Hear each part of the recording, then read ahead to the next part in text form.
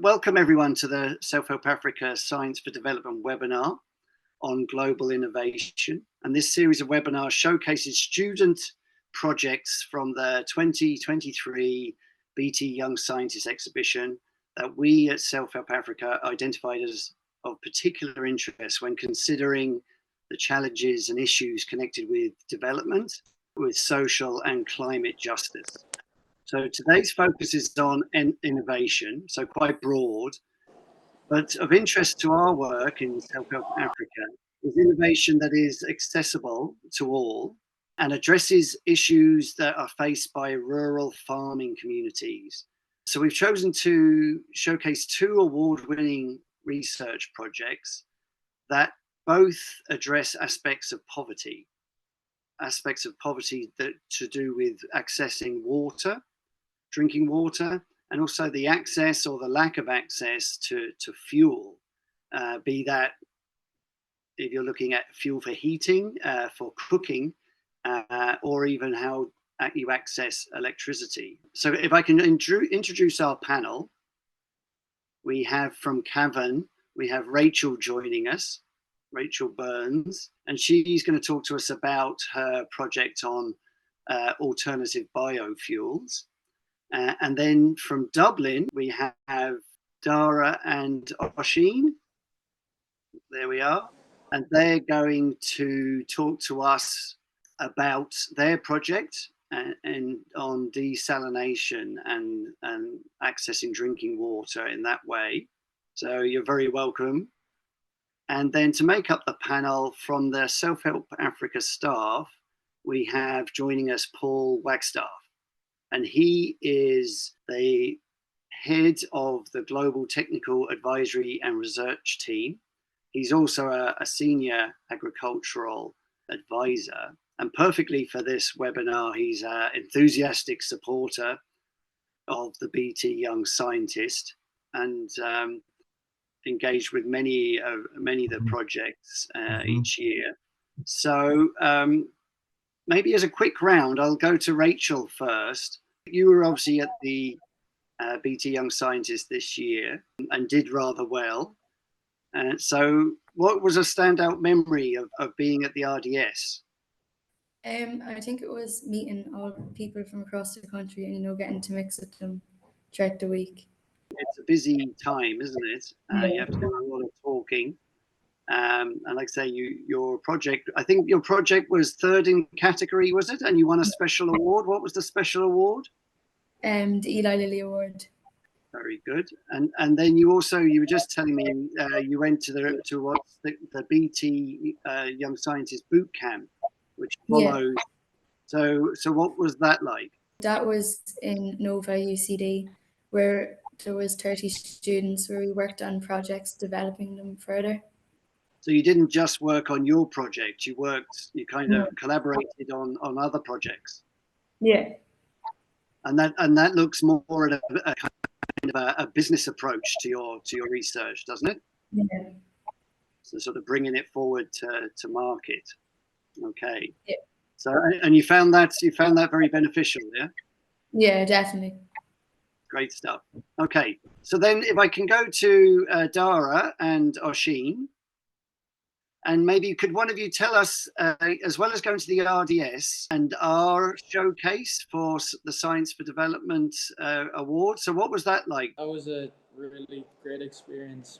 First of all, in the BT, learning that we could actually go places with the project and it could help people. That was probably the standout memory from BT. Ivy House, learning that so many people wanted to do the same thing as us, help people through science. So yeah, tell us then, after the Young Scientist, your project was picked up by a really big international science fair in Dallas in the US. So tell us about that. Yeah.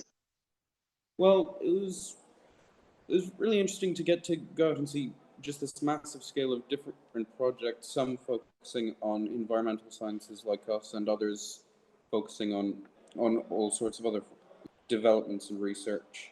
And it was good to be able to talk to other people and get idea from seeing other projects on how we could possibly improve ours or look at things we didn't consider?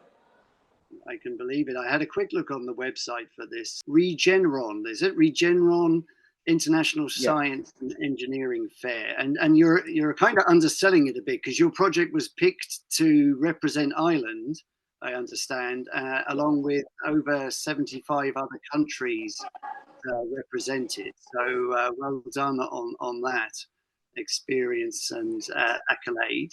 Let's find out a bit then about the work you have been doing, and then maybe Paul will come in with some feedback afterwards. So Rachel, if we go to you first, tell us about your project.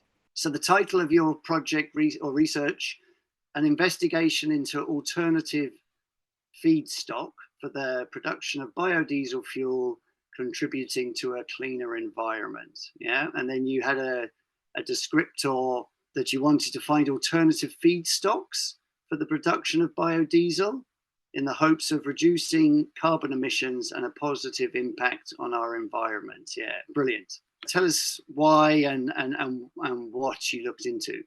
So my project looked into creating biodiesel in a more sustainable way than it typically is in Ireland. So typically biodiesel is made from tallow, which is dead animal matter. So obviously that's a limited resource. So I looked into creating biodiesel from a recycled product, and I discovered that it can be made from oils. So I looked into used cooking oil as a way to make biodiesel. You can see there hundreds of tons of used cooking oil goes to waste in Ireland alone. So throughout the world, there's a large amount. The positive impacts of biofuel: it reduces less emissions than your typical fossil fuels. In the long run, it's a lot cheaper than your regular diesel, and it creates fewer emissions and less pollution. So it lowers the healthcare costs in countries as well. Biodiesel in developing countries has a lot of positive factors. So it reduces dependence on imported foreign oils in many countries. So that will help grow economic development. It creates jobs in local communities as well, for even the crops that are grown to create biodiesel. It has, as I said, fewer emissions than regular fuels, so it would be better for the environment as well. It doesn't matter what the waste oil is, or if it's mixed or compromised in any way. It can be used. Yeah. So what I did, I gathered oils from a few different hospitality, so hotels around, and so there would have been a mix of oils there, and we mixed them all together, and they worked well. So yeah, very good. Yeah, because I wouldn't know that the differences between the properties of different oils. You know, food, vegetable oils and mixed oils. Very good, great. So Paul, I don't know, do you want to come in and just say either something directly from Rachel's approach, or something broadly similar from the program's South of Africa overseas or looks into? Thank you very much, Aaron, and thank you, Rachel. Well done and congratulations. I visited the Nova Centre for other projects, so it was a great opportunity for you to get to the boot camp in the Nova Centre. I mean, my first question is, when you did your research, how did you process the cooking oils? I was working with a biofuel lab local to me, so I was guided along with lab technicians that would help me a lot. Was it a complicated process? Is it something that you could easily replicate for a small enterprise in Africa, or is it something that needs to be done on the large scale? Well, I was running my project through a mini reactor, so it's like a large downsize of the normal reactor that would be used, and so it could be done on a small scale, but if it was to be done on a larger scale, it would reduce costs more. Sure. Yeah. The concern everybody has with the biofuels is that people will grow crops for the biofuel industry, and those will replace food crops. Is this a real risk? Is this something you're concerned about? Well, I suppose it definitely is a risk, but my project was taking used oil, so oils that's already been used in the food industry, and then regenerating it into cooking oil or into biodiesel. So shouldn't be too much of a risk then. Yes, sure. Obviously, here you're recycling waste oil, so that isn't an issue. But it has been a concern at the global level. We could impact on food security if it becomes, if the demand for the biofuels, biodiesel exceeds the supply of used oil. You're right. There's been a lot of interest in Africa on locally produced biofuels. You mentioned Tanzania here, and I have actually visited projects in the west of Tanzania which are producing biofuels from oil palms. Now, oil palms, obviously, you're probably aware, have a bad reputation from Indonesia and Malaysia, where the rainforest has been cleared to grow oil palms, but actually oil palms are native to the Congo and Central Africa. So from what I've seen in places like Liberia, Sierra Leone, the Congo, Tanzania, women harvest the oil palm fruit and they process the oil locally. They sell the oil at the roadside. So I've always felt this is a great opportunity to increase the income for women. And I actually did an experiment in the Congo. I used an old Land Cruiser. I changed the fuel system a little bit. I added an extra filter. I mixed 50-50 local palm oil with diesel.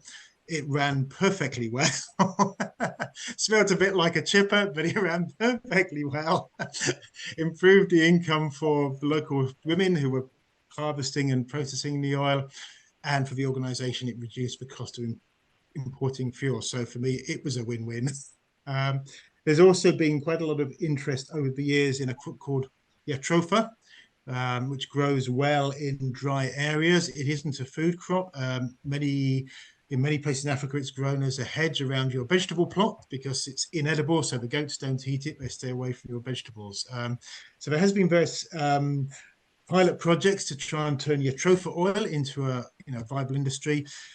The challenge has always been the sort of the fluctuations in the diesel market, the oil prices. So some years it can be economically viable, then the next year oil prices crash and the companies that work on this go out of business. So it is quite difficult, but I think it's an area we really should be doing more on.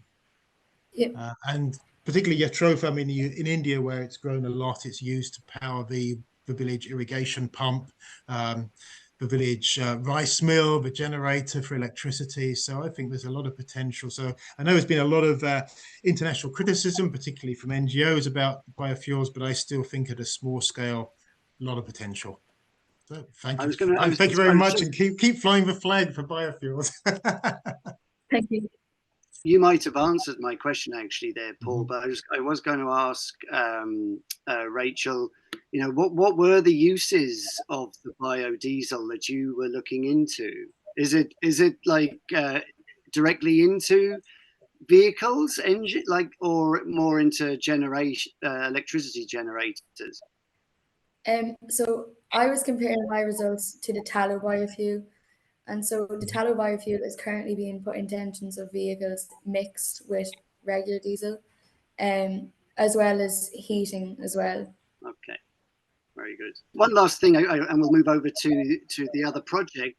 Do you understand, why is the emissions from the biodiesel less than standard diesel? Why haven't the diesel companies got themselves organized so that their emissions can't be beat? Even like the transportation of fossil fuels, there's emissions coming in from every aspect. So if you're sourcing your diesel in your own country, is especially you're reducing the emissions a great amount. That's a good point. Yeah, so you got emissions through transportation and processing from far away. Yeah, okay, to take into account. Brilliant. Okay, thanks a lot, and we'll go over to the two boys here who are going to introduce an overview of their project, like we said, that took them to Dallas, and their title is developing a device for economically viable desalination of seawater for individuals in developing countries. And then their description was that their aim is to create, or what was to create, because they've done it, a device that will effectively desalinate seawater and will be economically viable for individuals in developing countries. So you can see from that description why this project sort of caught our attention. Would you give us an overview of what you did, but maybe start with how you came up with the approach, why approach this issue? Well, why we approached this issue in the first place, I wasn't aware of it until I think it was 2022, September. It was on the news, a lot of droughts in the Horn of Africa. And I sort of started thinking about how it could be fixed from there. We came up with desalination because there's a lot of water around the Horn of Africa, a lot of sea, and also groundwater, especially in the Horn of Africa, can be salty a lot. So we went with desalination because it's a very low-tech technology. It doesn't require any special manufacturing or materials.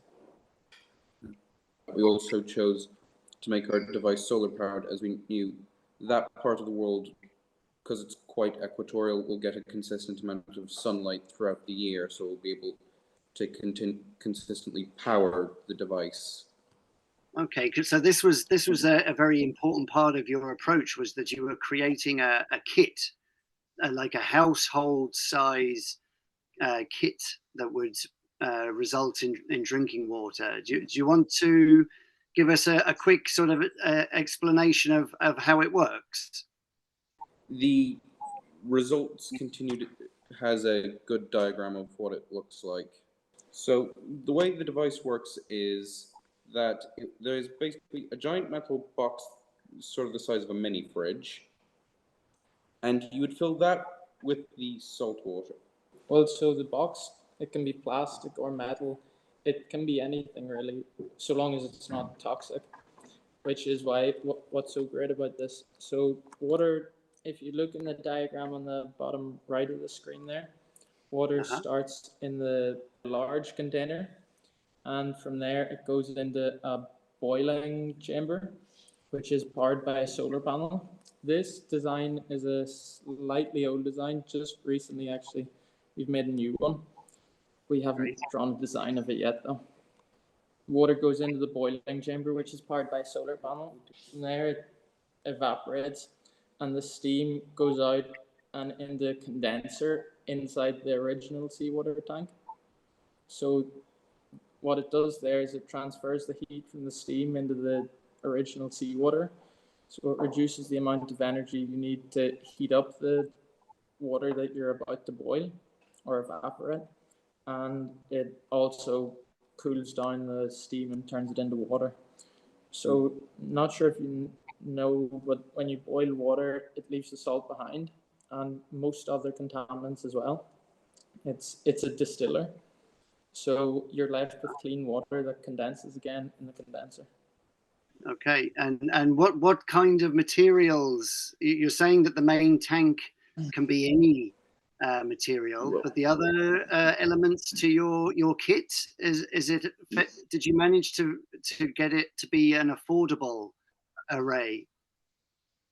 So the whole thing, it completely depends on what materials you use, but the one we built was under €300. It was €210, including a solar panel. You can make the box plastic. The current design actually we have isn't powered by a solar panel, which is a big factor of that cost. It's €100. So the current one we have is powered by a parabolic tray. It concentrates solar rays on the little copper pipe in the middle, so it boils water that way. The main thing there is it costs €210 when other desalinators cost upwards of €1,000. All right. Well, that's an impressive saving. And I mean, from what you just said there, it sounds quite innovative, and the word of the day, that you're actually using the sea water to cool the steam. Is that something you stumbled across, or is that part of what the other systems already on the market do? Well, most other desalination systems on the market don't actually use distillation. They use basically filters to filter out the salt. So no other ones we're aware of anyway use seawater to cool down the steam. Very impressive sounding. But before I let Paul in, maybe I was just going to ask, because on your the board that you make, the presentation board that you have for the BT Young Scientist, you had a very impressive set of goals that you had set yourself. One of them was that possibly this kit would not only generate drinking water for the family, but it could possibly generate income. Is that something that you think is actually possible? It's a little dependent, but with the salt you produce on a daily basis, because this produces the water for a family of 4 or 5, if you gathered up that salt, you would be able to sell it, but mostly I don't really believe it could provide income on its own, just an additional source of income. Don't believe it lived up to that goal in particular, but it met the main goal of being able to provide the necessary water for a family to live on. Quite an achievement in itself. Shall I let Paul in to respond? Thank you very much, Aaron, and well done for your trip to the US. What did you learn in the trip? From talking to other contestants there, as well as talking to a few judges, we were able to see where we might improve in the future, or what design methods could be changed. We realized a lot of major oversights that we'd made, like for the solar panel.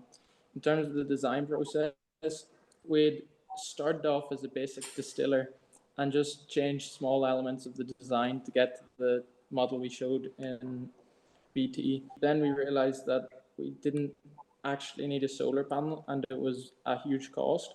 So using parabolic trays, it's a relatively new one, so we haven't done too much research into it, but it would be much more cost effective. Yeah, we also learned that from between BT to ISEF, that it would be the way we had it at BT, it was a lot more separate components, while the one we showed at ISEF was more compacted together design, so it'd be easier to store and move. When you were running it and as an experiment, how many litres of clean water can you produce per hour? 1. It produced 1 litre an hour, which, while not as much as the other desalinators, given our goal was to produce enough for a family of around 5 per day, given there is 10 hours of sunlight that total to power it, it did meet the expected goals.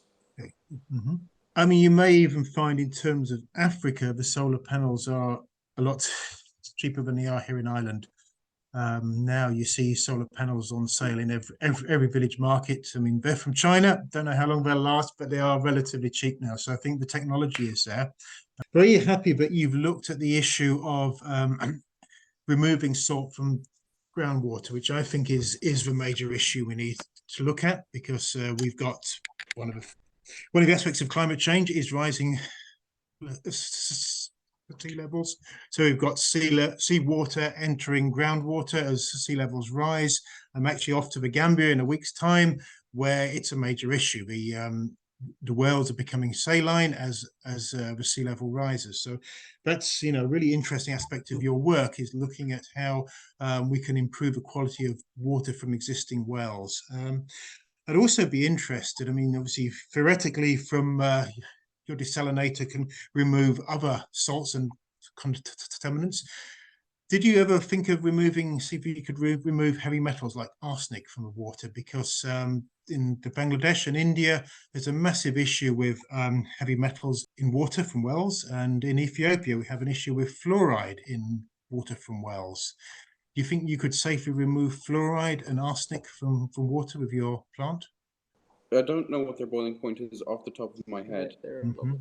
but so long as the boiling point is above the boiling point of water, it will be separated from the Mhm. water. So Mhm. it would separate heavy metals apart from mercury, I think.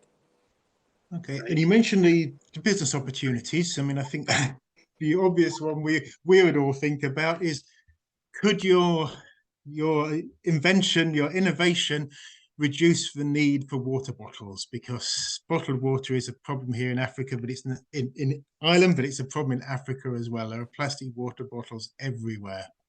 Well, Do you think you could use so this as long as where people could come and refill their water bottles for a small fee? well, if each person in the household had a 2 liter bottle, hard plastic reusable bottle of water, Mhm. they could easily refill their water supply and have what they need for the day with them. Mhm. A larger model could also be made. A village might be able to use it too to refill reusable water bottles. Mhm. So water bottles wouldn't have to be brought in from other countries or manufacturing plants. Yeah. And it'd be nice to have a larger system for schools. If we could have one of your desalinators in primary schools, obviously that would encourage more kids to come to school and to be able to stay at school all day. That's definitely a good point. The Mhm. thing with our system is scaled up, it Mhm. doesn't perform as well as Okay. other scaled up versions on the market. It's for just small scale and low cost, which Mhm. there are currently none on the market of. Right. It's Why doesn't just, your model scale easily? the way it works is because it's 10 liters of water, we use the piping that lets the steam be recondensed. It requires that there's only a small amount of water around it, so it's Okay. compact and ensures that the heat is dispersed properly through it, as well as the fact that we can only boil so much at a time given how the machine works right now. One of the main design points actually in the design was that it wouldn't fail, first of all, but that's very hard to achieve even with something perfectly designed. So then the second point was that if it did fail, it would be easy to repair. It's a very simple design. It's easy to repair. Any parts, if you have a welder and spare metal, you can probably fix it. The only parts that aren't easy to fix is the solar panel and the heater, which is why we removed those two elements and one of the reasons and used a parabolic tray instead. Yeah. Okay. Yeah. Yeah. Brilliant. Great. Okay. Thank you very much. Over to you, Aaron. Thank you. Yeah, that's great. It's really interesting to hear your your consideration for how accessible it is as an innovation or a product for people, and accessible because it is fixable and it uses basic materials. For our work and the work that Paul is involved in and traveling to all the time, a clever idea which uses something that is very expensive, or if it breaks cannot be replaced, means it's a pointless exercise. What you have done, keeping it compact, thinking about the small scale, and making it affordable, is where the innovation, where the cleverness has to come in to make the difference. And like Paul says, poverty affects family and development in very different ways, as in children can't go to or stay in school if there isn't water available. So either for drinking and for hygiene and food preparation, it can be something like that we wouldn't necessarily give any thought that would affect a young person's education. And then just to reflect finally on something you mentioned, that you've made a small kit to provide enough water for a family for a day, and you're talking in the liters, maybe up 10 liters or so a day. And for us to reflect on, when we flush the toilet, way more than 10 liters of water is used. When we have a shower, we're talking into the regions of 30, 40 possibly more litres per shower. So the use of water is very, very different. And that's worth reflecting on from our side, and what people in very sort of remote parts of Africa and other parts of the world are dealing with, that they make do with as little as maybe 5 litres a day for everything. So with the little bit of time we have left, if we go back quickly to Rachel and then back to you guys, just a quick pearl of wisdom or advice for the students that will be hearing very shortly if they've been successful and got their project accepted. Definitely say try and get your work done before the deadlines. Don't be waiting until the day of the deadline to submit your applications and whatever else. What about the developing your presentation when you're faced with having to go to the exhibition? How would you advise people to prepare for that? I suppose just explain your project to people around you. Like, everyone who's going to be judging it are just people as well, so there's no need to be stressing. Very cool. Don't be stressing. That's it. Yeah. Tell it as it is. And to Oisin and Darragh, what you now being super experts at presenting, having gone around the world doing it, what's your advice on presenting your work? Make sure you include all the work. Make sure you include all the applications of your project. But also don't go over the top with definitions and phrases, because when you're presenting to people, you don't know if these people are experts in this particular field. Try speak it in as well in simpler terms. Don't use name a law, just explain how that works. Great, that's good advice. And we would say from our side, with our award, the Science for Development Award, that often projects miss out on being considered because students have not considered in their presentation the global aspects of their research, and haven't maybe expressed how it links in with things like the Sustainable Development Goals or climate action or environmental impact, or more specifically, if it's relevant, to communities outside of Ireland, communities outside of Europe. So we would recommend everyone to consider that, because you're missing out on an opportunity. If that element of your research isn't highlighted, you won't be considered for, in particular, our award, the Science for Development Award. I think we'll leave it at that. And we'll just do a big thank you for our panelists, Darragh, Oisin and Rachel, all the best. And thanks from Paul Wagstaff of the Self-Help Africa staff. This is the last webinar of our series for this round. Thanks for joining us, our panelists and everybody listening in. And we'll end the webinar there.